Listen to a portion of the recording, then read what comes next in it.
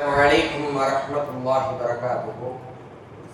إن الحمد لله نحمده ونستعينه ونستغفره ونؤمن به ونتوكل عليه ونعوذ بالله من شرور أنفسنا ومن سيئات أعمالنا. من يهده الله فلا مضل له ومن يضلل فلا هادي له. ونشهد أن لا إله إلا الله وأشهد أن محمدا عبده ورسوله. أما بعد، يا أيها الناس اتقوا ربكم الذي خلقكم من نفس واحدة خلق منها زوجها وبث منهما رجالا كثيرا ونساء واتقوا الله الذي تساءلون به والأرحام إن الله كان عليكم رقيبا.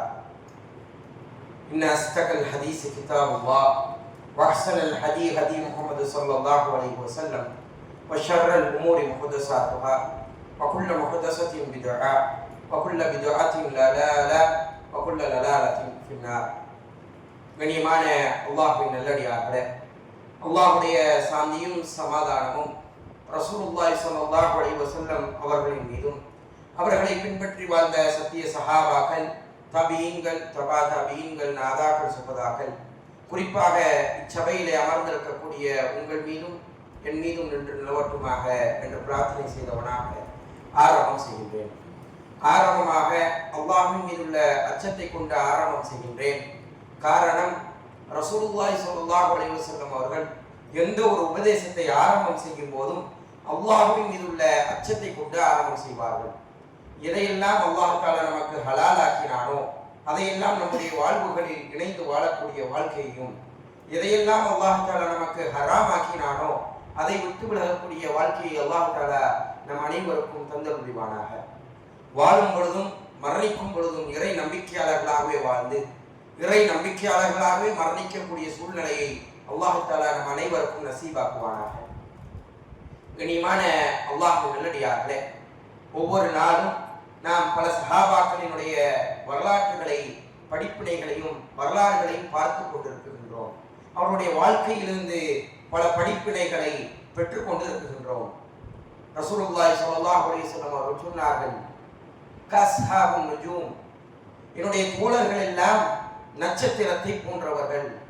ஃபமன் இக்ததைத்தும் வயக்ததைத்தும், அவர்களில் நீங்கள் யாரை பின்பற்றினாலும் யுக்ததைத்தும், நீங்கள் நேர்வழியை அடைந்து கொள்ளலாம் என்பதாக ரசூலுல்லாஹி ஸல்லல்லாஹு அலைஹி வஸல்லம் அவர்கள் சொன்னார்கள்.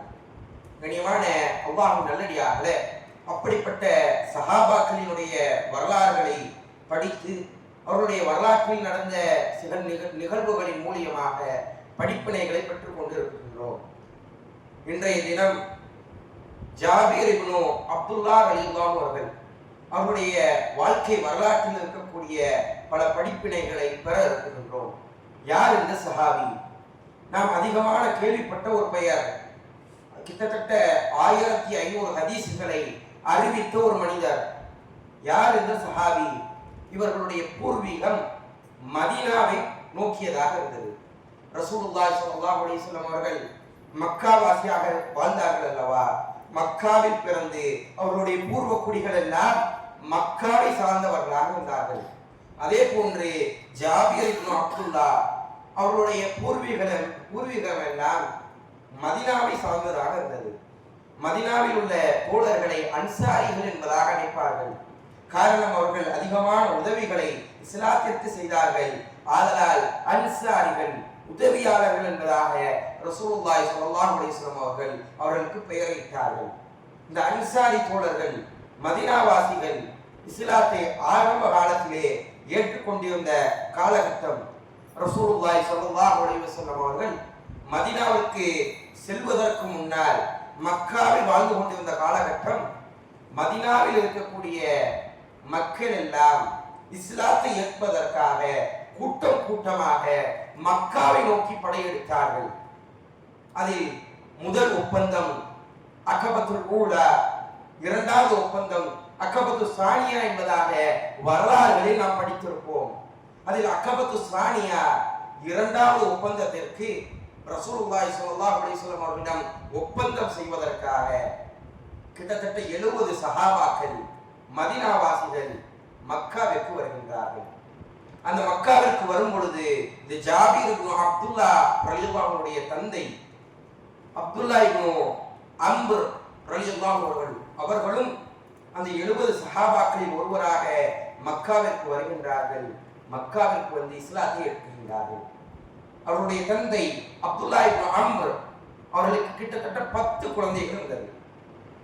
ஒரு ஆண் குழந்தை, அவர்தான் ஜாபீர் இப்னு அப்துல்லா ரலியல்லாஹு அன்ஹு. கிட்டத்தட்ட 9 பெண் குழந்தைகள் இருந்தார்கள். 2 சகோதரிகள், ஃபாத்திமா பின்த் அம்ர்,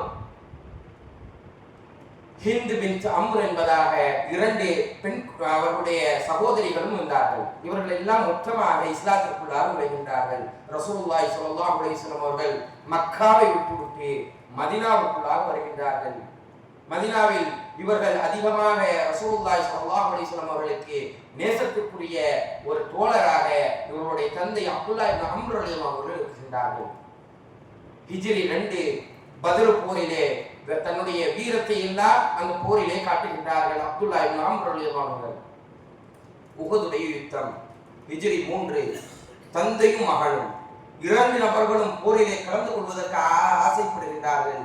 ஆசைப்பட்டால் ரசூலுல்லாஹி ஸல்லல்லாஹு அலைஹி வஸல்லம் அவர்கள் சொன்னார்கள், வீட்டை பாதுகாப்பதற்கு ஒரு ஆண்களை வீட்டிலே விட்டு வாருங்கள், ஒரு ஆண் வாரிசை வீட்டிலே விட்டு வாருங்கள் என்பதாக சொன்ன பொழுது அப்துல்லா இப்னு அம்ர் ரலியல்லாஹு அன்ஹு தன்னுடைய மகனை ஜாபீர் இப்னு அப்துல்லா ரலியல்லாஹு அன்ஹு வீட்டிலே விட்டு வருகின்றார்கள். வந்தால் இரவு நேரத்திலே கூடாரம் அடிக்கப்படுகின்றது. கூடாரம் அடிக்கப்பட்டால் ரசூலுல்லாஹி ஸல்லல்லாஹு அலைஹி வஸல்லம் அவர்கள் அப்துல்லா இப்னு அம்ர் ரலியல்லாஹு அன்ஹு அழைக்கின்றார்கள்.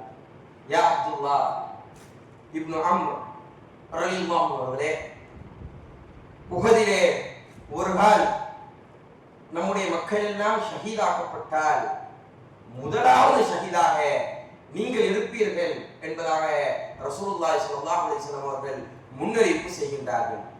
இதை கேட்ட அப்துல்லா இப்னு அம்ர் ரலியல்லாஹு அன்ஹு சந்தோஷப்படுகின்றார்கள். தன்னுடைய மகனை இரவு நேரத்திலே சந்திக்க செல்கின்றார்கள் மதீனாவுக்குள்ளாக.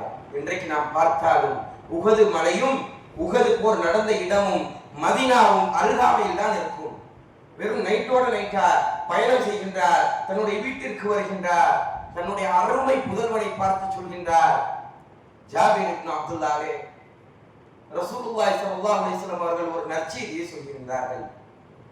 ஒருவேளை முஸ்லிம்களில் யாராவது ஷஹீதானால் அதில் முதலாவது ஷஹீதாக நீங்கள் இருப்பீர்கள் என்பதாக சொல்லப்பட்டது. நீங்க என்ன செய்யுங்க, உங்களுடைய தங்கைகளை எல்லாம் நீங்கள் பொறுப்படுத்திக் கொள்ளுங்கள், என்னுடைய கடன்களை எல்லாம் நீங்கள் பொறுப்படுத்திக் கொள்ளுங்கள், வீட்டினுடைய தலைவராக நீங்கள் தான் மாறப்போகின்றீர்கள் என்பதாக அனைத்து பொறுப்புகளையும் தன்னுடைய மகனிடம் விட்டு செல்கின்றார்கள். நம்ம நினைக்கிற மாதிரி மகன் பெரிய ஆளா கிடையாது, சின்ன பையன். அந்த சின்ன பையன் கிட்ட இவ்வளவு பொறுப்புகளை விட்டு செல்கின்றார்கள்.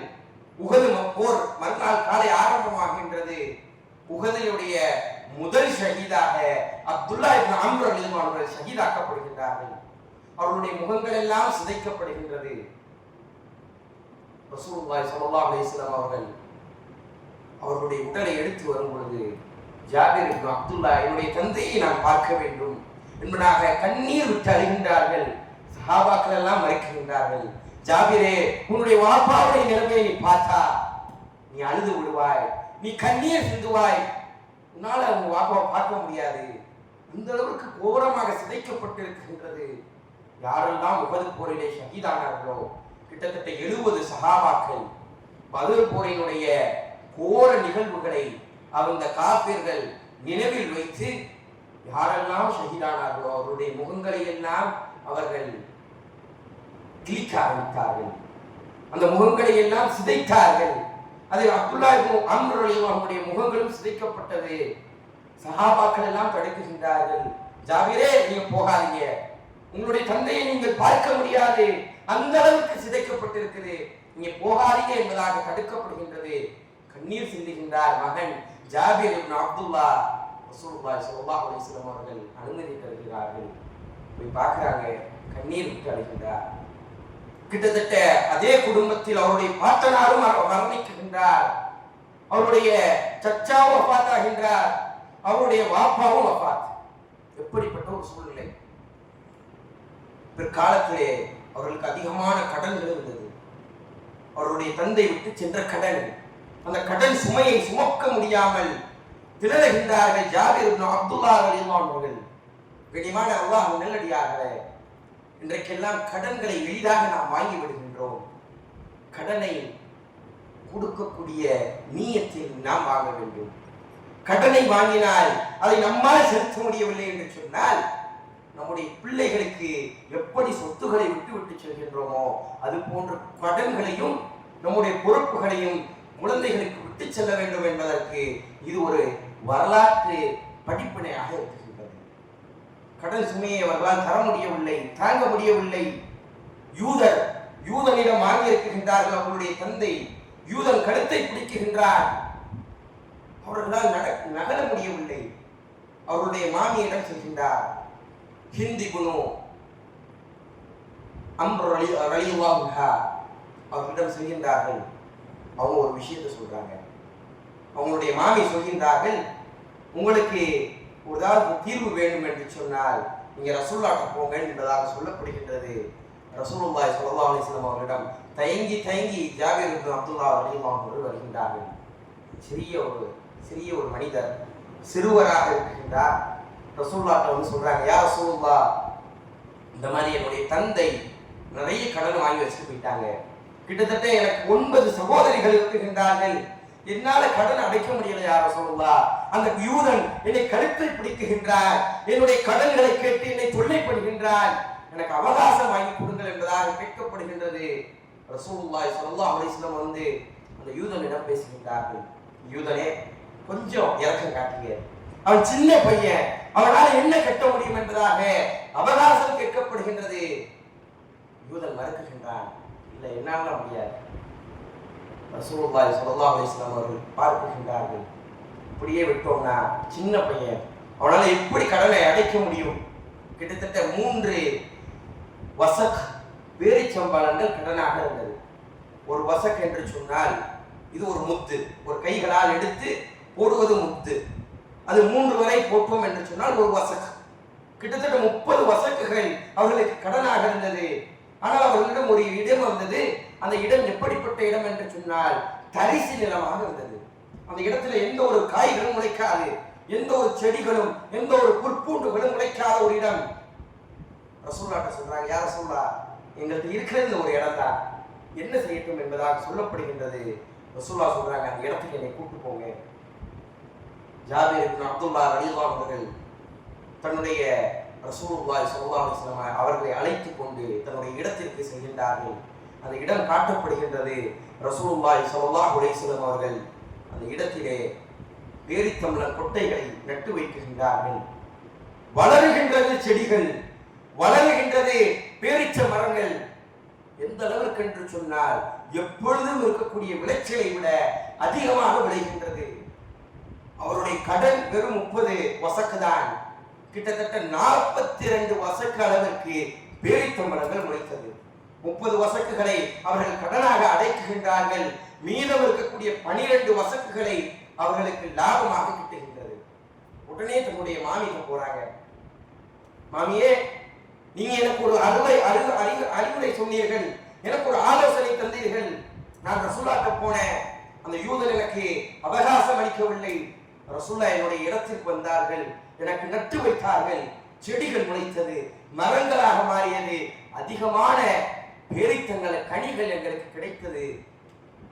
இதை நீங்க போய் ரசூலுல்லாஹ்ட்ட போய் சொல்லுங்க என்பதாக சொல்லப்படுகின்றது. ரசூலுல்லாஹ்ட்ட போய் சந்தோஷமா சொல்றாங்க. பக்கத்துல உமர் ரலியல்லாஹு அன்ஹு இருக்காங்க. உமர் ரலியல்லாஹு போய் சொல்றாங்க, உங்களுடைய சந்தோஷத்தை பொறுக்க முடியலை. நம்ம எல்லாம் ஒரு சின்ன பையன் ஏதாவது ஒரு சந்தோஷமான செய்தியை சொல்லிட்டோம்னா, சின்ன பையன் ஏதாவது ஒரு விஷயத்தை நம்ம அவனுக்கு பிடிச்ச ஒரு விஷயத்தை கொடுத்துட்டோம்னா எந்த அளவுக்கு அவன் சந்தோஷப்பட்டு ஒவ்வொரு ஆட்சியா போய் சொல்லுவானோ, அது போன்று ஜாபிர் இப்னு அப்துல்லா ரலியல்லாஹு அவர்கள் ஒவ்வொரு இடமாக போய் சொல்கின்றார்கள். கடிமான அல்லாஹ் நல்லடியார்களே, உமர் இப்னு கத்தாப் ரலியல்லாஹு சொன்னார்கள், இது எனக்கு முன்னாடியே தெரியும். நீங்க சொல்லக்கூடிய விஷயம் ரசூலுல்லாஹ் என்னதான் பண்ணுவாங்க, இப்படிதான் நடக்கும் என்பது எனக்கு முன்னாலே தெரியும் என்பதாக உமர் இப்னு கத்தாப் ரலியல்லாஹு சொன்னார்கள். உங்களுடைய வாழ்க்கை வரலாற்றை எடுத்துக்கொண்டோம் என்று சொன்னால் நம்ம எதையெல்லாம் இம்பாசிபிளாக, நடக்கவே நடக்காது என்பதாக நினைப்போமோ அதெல்லாம் இவருடைய வாழ்க்கையில் நடந்தது.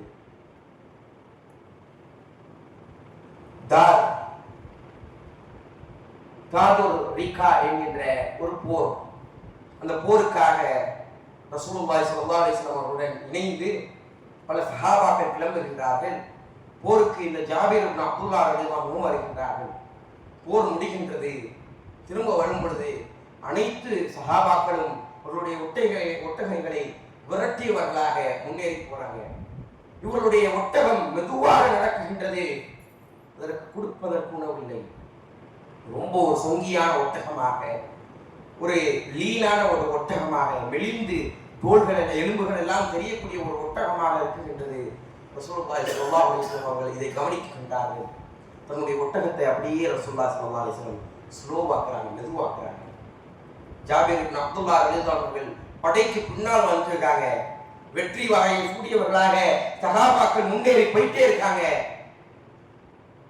ரசூலுல்லாஹி ஸல்லல்லாஹு அலைஹி வஸல்லம் தன்னுடைய ஒட்டகத்தை பின்னோக்கி மெதுவா கொண்டு வராங்க. ஜாபீர் இப்னு அப்துல்லாஹ் ரலியல்லாஹுடைய ஒட்டகத்திற்கு ஈக்குவலா வந்துட்டு,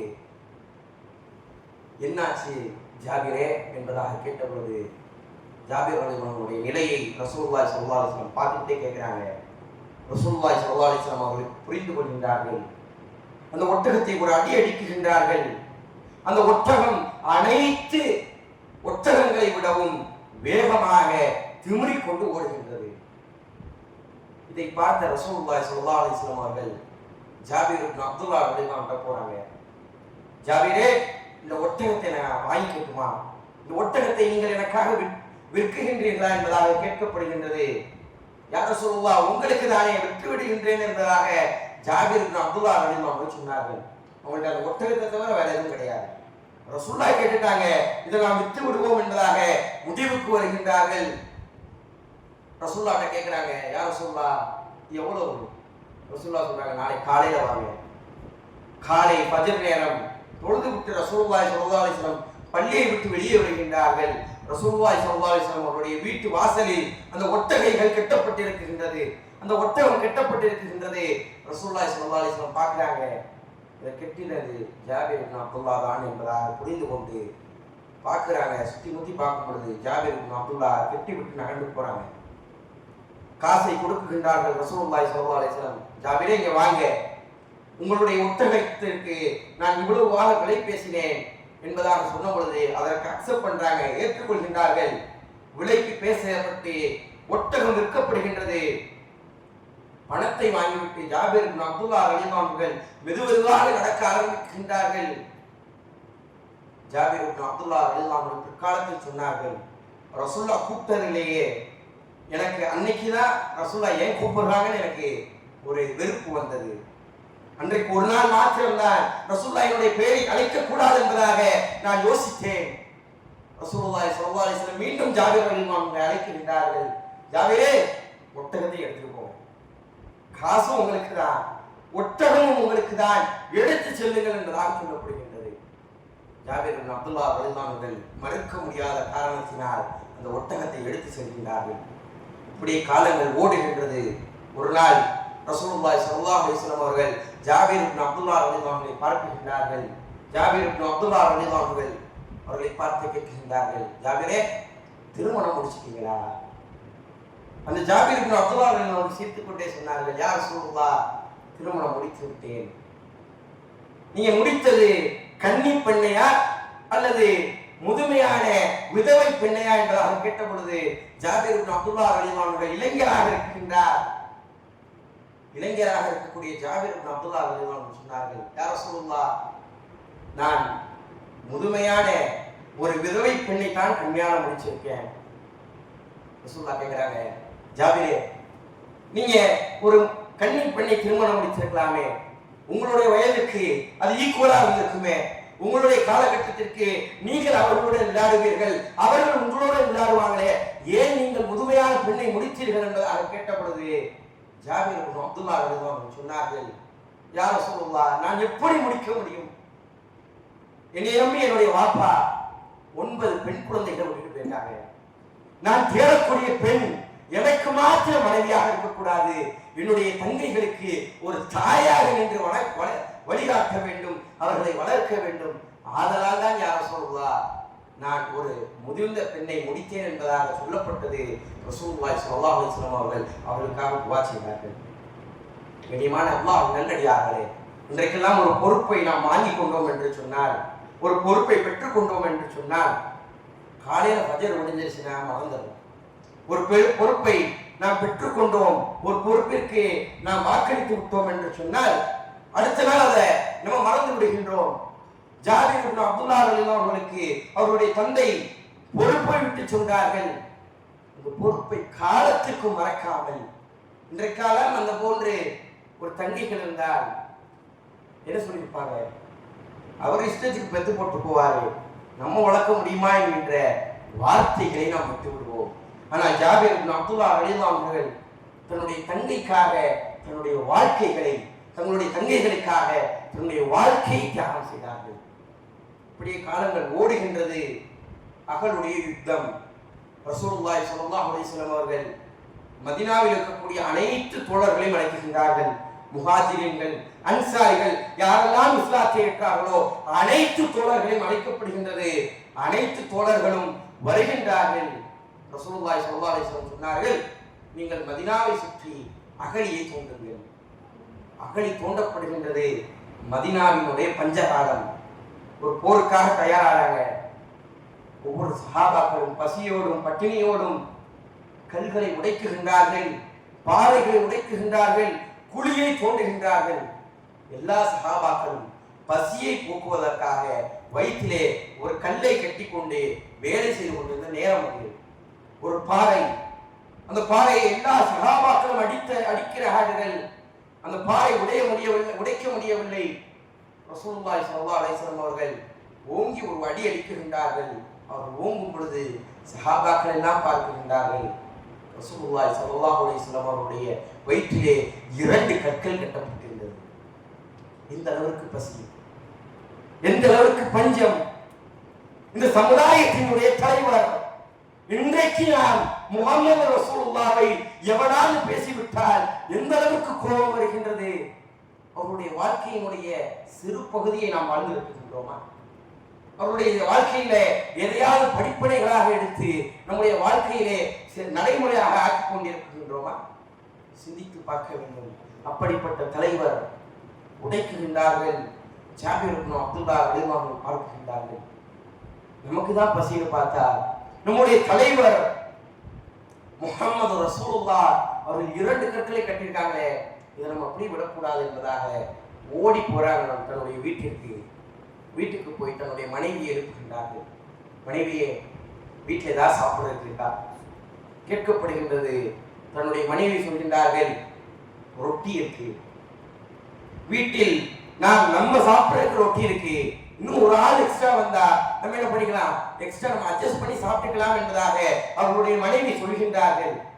பிரியமான அல்லாஹ் நல்லடியார்களே, அவர்கள் ஒரு விதவை பெண்ணை, தன்னை விட வயதிலே மூத்த பெண்ணை முடித்திருந்தாலும் எப்படி குடும்பத்தை கொண்டு போக வேண்டும் என்கின்ற ஒரு அனுசரிப்பும், எப்படி அந்த குடும்பத்தை கொண்டு செல்ல வேண்டும், நகர்த்த வேண்டும் என்கின்ற கவனிப்பையும் அந்த பெண் பொறுப்பெடுத்து வைத்திருந்தார்கள். நீங்க ரசூலுல்லாஹ் மட்டும் அழைச்சிக்குவாங்க என்பதாக சொல்லப்படுகின்றது. ஜாபிர் இப்னு அப்துல்லாஹ் ரலியல்லாஹு அவர்கள் போறாங்க. யார் ரசூலுல்லாஹ், எங்க வீட்டில் உங்களுக்காக சாப்பாடு விருந்து தயாரிக்கப்பட்டிருக்கு, கொஞ்சம் சாப்பிட வாங்களே என்பதாக அழைக்கப்படுகின்றது. ரசூலுல்லாஹ் இதை பார்த்து கொண்டு சொன்னாங்க, அப்துல்லாவே, ஜாபிர் இப்னு அப்துல்லாவே, நீங்கள் போங்க உங்க வீட்டுக்கு, நான் முழு மதீனாவையும் கூட்டிட்டு வரேன் சொல்றாங்க. ஜாபிர் இப்னு அப்துல்லாஹ் ரலியல்லாஹு அவங்க பயப்படுறாங்க. வீட்டில் போனா வீட்டினுடைய மனைவி சொல்லுவாங்க, ஒரு வாரத்துல சாப்பாட கூப்பிட்டு வர சொன்னேன், நீங்க நம்ம ஊரை கூப்பிட்டு வந்திருக்கீங்க, இன்னைக்கு அந்த பெரிய சண்டையாகி பலாக்காயிருக்கு. ஆனா அன்றைக்கு இருந்த ஜாபிர் இப்னு அப்துல்லாஹ் ரலியல்லாஹு அன்ஹு பயப்படுறாங்க, என்னடா ஒரு ஆளுக்கு தானே நாம் உணவுக்கு சொன்னோம், ரசூலுல்லாஹ் மட்டும்தானே அழைச்சோம், ரசூலுல்லாஹ் முழு மதீனாவை அழைத்துக் கொண்டு வந்தார்கள் என்று சொன்னால் நம்மால் எப்படி உணவை கொடுக்க முடியும் என்பதாக தன்னுடைய மனைவிட்ட போய் சொல்றாங்க. மனைவியே, நான் ரசூலுல்லாஹ் மட்டும் தான் கூப்பிட்டேன், வேற யாரையும் கூப்பிடல, ஆனா ரசூலுல்லாஹ் முழு மதீனாவை கூப்பிட்டு வரேன்றாங்க, என்ன செய்யறது என்பதாக கேட்ட பொழுது அந்த மனைவி சொன்னார்கள், சொன்னது யார்? ரசூலுல்லாஹ். அப்படின்னா அவங்க பார்த்துக்குவாங்க. அவர்களுக்கு தெரியும் நம்ம வீட்டுல உணவு இல்லை என்பது ரசூலுல்லாஹ்வுக்கு ஏற்கனவே தெரியும். ரசூலுல்லாஹ் பார்த்துக்குவாங்க, நீங்க அமைதியா இருங்க என்பதாக சொல்லப்படுகின்றது. ரசூலுல்லாஹி ஸல்லல்லாஹு அலைஹி வஸல்லம் அவர்கள் வீட்டிற்கு வருகின்றார்கள். அவர்களுடைய வீட்டிற்கு ஒவ்வொரு சஹாபாக்களாக உட்கார வைக்கப்படுகின்றார்கள், சாப்பிடுவதற்கு அமர்த்தப்படுகின்றார்கள். ரசூலுல்லாஹி ஸல்லல்லாஹு அலைஹி வஸல்லம் அவர்கள் தன்னுடைய கைகளால் முழு மதீனாவாசிகளுக்கும் பரிமாறுகின்றார்கள். அனைத்து முழு மதீனாவும் அனைத்து முஸ்லிம்களும் உணவு உண்டார்கள். எந்த ஒரு சாப்பாடும் காலியாக ரசூலுல்லாஹ்வும் சாப்பிடுறாங்க, ஜாபிர் இப்னு அப்துல்லாஹ்வும் சாப்பிடுறாங்க, அவர்களுடைய மனைவியும் சாப்பிட்டார்கள். எந்த அளவுக்கு அற்புதம்! இனிமான அல்லாஹ்வின் நல்லடியார்களே, அன்றைக்கு இந்த மக்களிடம் மனதளவிலே பரக்கத் இருந்துச்சு. பிறருக்கு செய்யணும், பிறருக்கு கொடுக்க வேண்டும் என்கின்ற ஒரு நிலைப்பாடு இருந்தது. அல்லாஹ் பரக்கத்தை செஞ்சான். ரசூலுல்லாஹ் எடுத்து கொடுத்தாங்க. அல்லாஹ் இம்பாசிபிளான ஒரு விஷயத்தை, நடக்கவே நடக்காது என்கின்ற விஷயத்தையும் அல்லாஹ் தஆலா அனைவரினுடைய கண்களுக்கு முன்னால் நடத்தி காட்டினார். இனிமான அல்லாஹ் நல்லடியார்களே, இதற்கு பின்னால் ரசூலுல்லாஹி ஸல்லல்லாஹு அலைஹி வஸல்லம் அவருடைய காலகட்டத்திலும் சரி, அபூபக்கர் சித்திக் அவருடைய காலகட்டத்திலும், உமர் உஸ்மான் ரலியல்லாஹு அன்ஹு காலகட்டத்தில் எல்லாம் இந்த ஜாபிர் இப்னு அப்துல்லாஹ் ரலியல்லாஹு அவர்கள் ஒரு நல்ல மனிதராக, மக்களுக்கு உதவி செய்யக்கூடிய மனிதராக இருக்கின்றார்கள். கிட்டத்தட்ட 1500 ஹதீஸ்களை ஒற்றை மனிதராக இன்னைக்கெல்லாம் பேசுகின்றோம் அல்லவா. அபூ ஹுரைரா ரலியல்லாஹு அன்ஹு 5000 ஹதீஸ்களை அறிவித்தார்கள். ஆயிஷா ரலியல்லாஹு அன்ஹா அவர்கள் 3000 ஹதீஸ்களை அறிவித்தார்கள் என்பதாக அதிகமான ஹதீஸ்களை அறிவித்த பட்டியலில் ஜாபிர் இப்னு அப்துல்லாஹ் ரலியல்லாஹு அன்ஹு ஒருவராக இருக்கின்றார்கள். கிட்டத்தட்ட அவருடைய 94வது வயது, மதீனாவில் மௌத்தான கடைசி சஹாபி வருவார். எந்த அளவுக்கு பாக்கியம்! காலங்கள்லாம் முடியுது, உமையாவினுடைய காலங்கள் முடிகின்றது, அப்பாசியாவினுடைய காலகட்டம். அந்த காலகட்டத்திலே ஹிஜ்ரி 74 அவருடைய 94வது வயசிலே சக்கராத்து காலிலே இருக்கின்றார்கள். அன்றைக்கெல்லாம் யார் ஆட்சி தலைவர்களாக இருக்கின்றார்களோ அவர்கள் தான் ஜனாசாவை தொழு வைப்பார்கள், அவர்கள் தான் அனைத்து நேர தொழுகைகளையும் தொழு வைப்பார்கள். அந்த நேரத்திலே ஹஜ்ஜாஜ் இப்னு யூசுப் என்கின்ற ஒரு அரசு, ஒரு ஹலீஃபா இருந்தார். இந்த ஜாபிர் இப்னு அப்துல்லாஹ் அவர்கள் நசியத் செய்தார்கள், எனக்கு அவர் தயவு செஞ்சு அவர் தொழு வைக்க வேண்டாம், யாரோ சாதாரண ஒரு ஆள் தொழு வைக்கட்டும், ஒரு ஹலீஃபா எனக்கு தொழு வைக்க வேண்டாம் என்பதாக நசியத் செய்யப்படுகின்றது. மதீனாவினுடைய இறுதி சஹாபியாக தன்னுடைய வாழ்க்கையை முடித்துக் கொள்கின்றார்கள். கண்ணியமான அல்லாஹ் நல்லடியார்களே, அல்லாஹ் அவர்களுக்கு இன்மையிலும் மறுமையிலும் அல்லாஹ் தஆலா அவர்களுக்கு உயர்ந்த அந்தஸ்தை கொடுப்பான். தன்னுடைய 94வது வயதிலே அதிகமான ஹதீஸ்களை அறிவித்த ஒரு சஹாபியாக ரசூலுல்லாஹி ஸல்லல்லாஹு அலைஹி வஸல்லம் அவர்களை சிறு வயதிலிருந்தே பார்த்து தன்னுடைய 94வது வயது வரைக்கும் ரசூலுல்லாஹி ஸல்லல்லாஹு அலைஹி வஸல்லம் எப்படி வாழ்ந்தார்களோ, எப்படி வாழச் சொன்னார்களோ அனைத்து பொறுப்புகளையும் ஏற்றுக்கொண்டு அந்த பொறுப்புகளுக்கெல்லாம் சரியாக இருந்து அவருடைய வாழ்க்கையிலே வெற்றி பெற்றவர்களாக மரணித்து நாளை வெற்றி பெற்றவர்களாகவே மறுமையிலே எழுப்பப்படுவார்கள் என்று சொன்னார். கண்ணியமான அல்லாஹ் நல்லடியார்களே, இப்படிப்பட்ட வாழ்க்கையை நம்முடைய வாழ்க்கையில் உள்ளாக நடைமுறைப்படுத்த வேண்டும். எந்த ஒரு பொறுப்பாக இருந்தாலும் அதனுடைய கடமைகளை சரியாக நிறைவேற்ற வேண்டும் என்கின்ற படிப்பினையை இந்த சஹாபியினுடைய வாழ்க்கையின் மூலமாக நாம் தெரிந்து கொண்டோம். கண்ணியமான அல்லாஹ் நல்லடியார்களே, நம்முடைய பொறுப்புகளை, நம்முடைய கடன்களை நம்மால் அடைக்க முடிந்தால் நாமே அடைத்து நாளை மறுமையிலே வெற்றி பெற்ற மக்களாக நீங்களும் நானும் வாழ அல்லாஹ் தஆலா உங்களுக்கும் எனக்கும் தௌஃபீக் செய்வானாக. வஹ்தவனா அல்ஹம்துலில்லாஹி ரப்பில் ஆலமீன். அஸ்ஸலாமு அலைக்கும் வரஹ்மத்துல்லாஹி வபரகாத்துஹு.